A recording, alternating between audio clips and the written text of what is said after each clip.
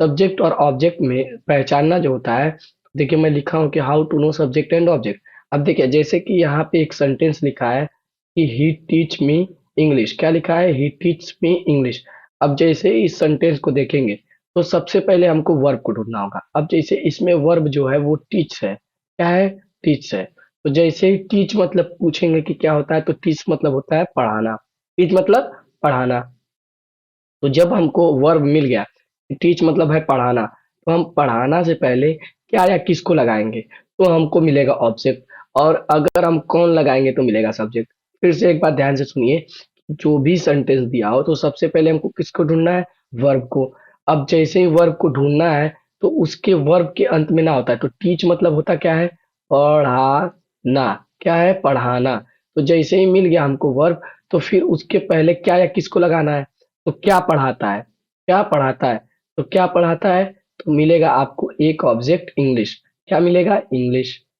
ध्यान से समझिएगा, एकदम होपफुली आपको पूरा समझ में आएगा। तो क्या पढ़ाता है? इंग्लिश। फिर उसके बाद किसको से प्रश्न करेंगे, किसको पढ़ाता है? तो यहाँ पे देखिए दूसरा ऑब्जेक्ट आपको मिलेगा मुझको। तो हम लिख लेंगे मी। अब देखिए दो ऑब्जेक्ट मिले, एक क्या से प्रश्न करने पे, एक किसको से प्रश्न करने पे। और दोनों ऑब्जेक्ट आपके सामने है। क्या पढ़ाता है? इंग्लिश। किसको पढ़ाता है? मुझे।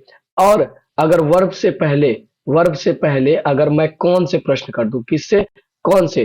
कौन पढ़ाता है? तो आप कहेंगे कि भाई वह पढ़ाता है, और वह को क्या कहते हैं? ही। आपको सब्जेक्ट मिल जाएगा ही।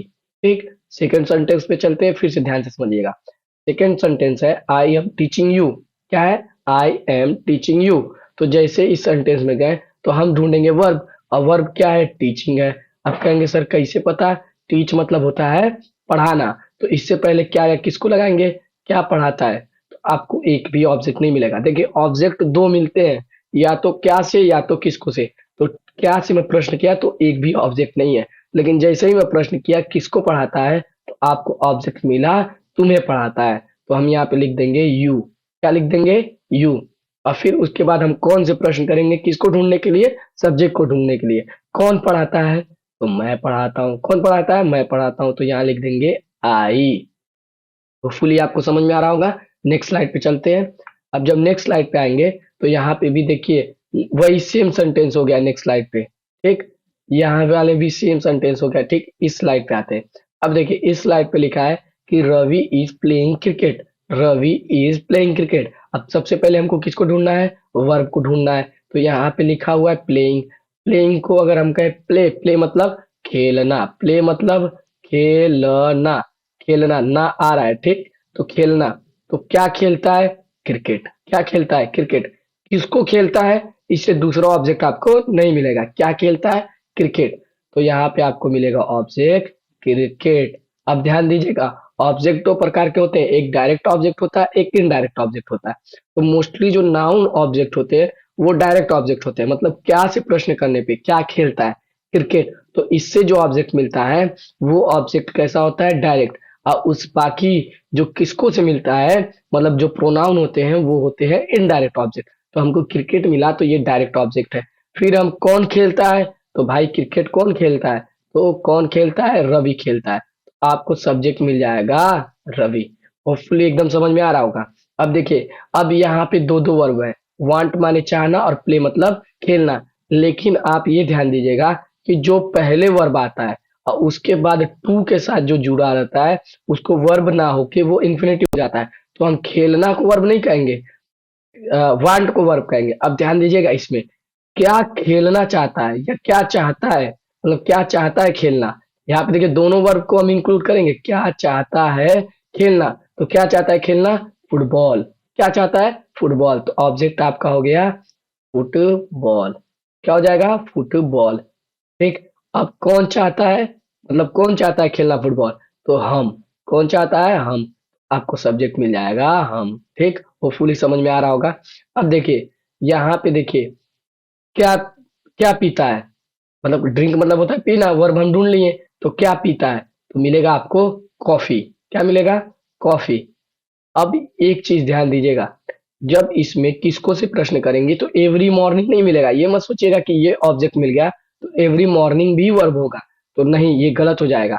ड्रिंक मतलब होता है पीना। तो क्या पीता है? कॉफी। कब पीता है? तो सुबह में, एवरी मॉर्निंग मतलब हर सुबह में। तो ये जब कब से प्रश्न करेंगे, मतलब कि अगर कोई टाइम आ जाए, मतलब अगर टाइम या फिर प्लेस आ जाए, क्या आ जाए, टाइम या प्लेस, तो ये कभी भी ऑब्जेक्ट नहीं होते, ये हमेशा अदर्स में काउंट कर लेते हैं। तो क्या पीता है? कॉफी। कौन पीता है? हम। तो यहाँ पे सब्जेक्ट हो जाएगा हम। ठीक, और फुली समझ में आ रहा होगा। सी डज नॉट टीच केमिस्ट्री। अब डज नॉट से मुझको कोई नहीं मतलब, हम केवल देखेंगे वर्ब को। तो वर्ब क्या है? पढ़ाना। क्या पढ़ाता है? केमिस्ट्री। ऑब्जेक्ट हो जाएगा केमिस्ट्री। क्या हो जाएगा? केमिस्ट्री। ठीक। कौन पढ़ाता है? तो कौन पढ़ाता है? वह पढ़ाती है, क्योंकि वह तो आपका सी जो होता है प्लूर अरे फीमेल होता है। तो कौन पढ़ाता है? तो वह पढ़ाती है। ठीक, तो सी आपको मिल गया सब्जेक्ट। अब एक चीज और ध्यान दीजिएगा कि यहाँ पे निगेटिव हो चाहे इंट्रोगेटिव सेंटेंस हो, तो आपको सेम अप्लाई करना है, कोई दिक्कत नहीं है। ठीक, आगे चलते हैं।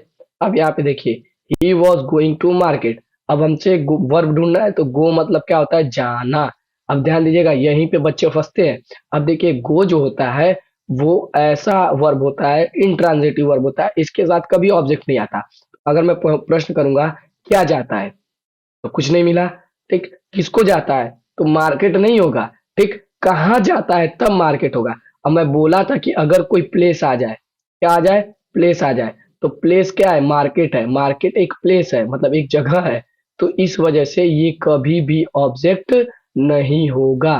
तो मार्केट क्या ऑब्जेक्ट होगा? नहीं, क्योंकि गोइंग जो होता है वो इंट्रांजिटिव वर्ब होता है और इसके साथ कभी भी ऑब्जेक्ट नहीं आता है। लेकिन अगर मैं यही प्रश्न करूं कौन जाता है, तो वह, तो आपको सब्जेक्ट मिल जाएगा वह।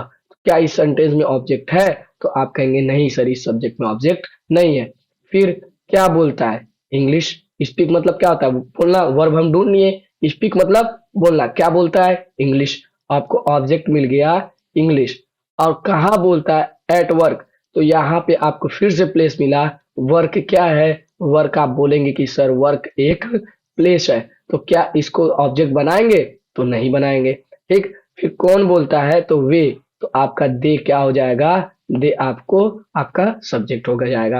होपफुली आपको समझ में आ रहा होगा। नेक्स्ट स्लाइड पे चलते हैं। अब देखिए, डज ही प्ले थिंग्स। अब देखिए, ये इंट्रोगेटिव सेंटेंस है। Does he play tennis, sorry tennis होगा। तो क्या खेलता है? तो आप कहेंगे, इजिली कहेंगे कि टेनिस खेलता है। तो ऑब्जेक्ट आपको मिल जाएगा टेनिस। क्या मिल जाएगा? टेनिस। कौन खेलता है? तो वह खेलता है। तो सब्जेक्ट आपको मिल जाएगा ही।